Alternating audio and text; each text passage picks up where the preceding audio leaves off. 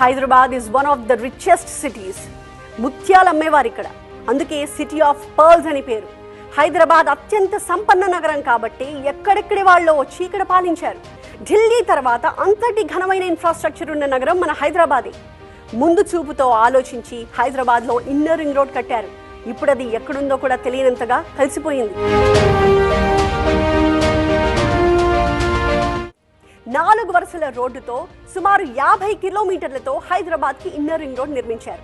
Masab tank, Banjara hills, Panjagutta, Begumpet, Habsiguda, Uppal, Nagole, LB Nagar, Chandrayangutta, Aramghar, Attapur మీదుగా వెళుతుంది ఈ రూట్. హైదరాబాద్ నగరం ఈ చిన్న ఇన్నర్ రింగ్ రోడ్లో ఇమడలేకపోయింది. చెరువు అలుగుపారినట్టు ఐఆర్ఆర్ను మించి విస్తరించడం మొదలుపెట్టింది.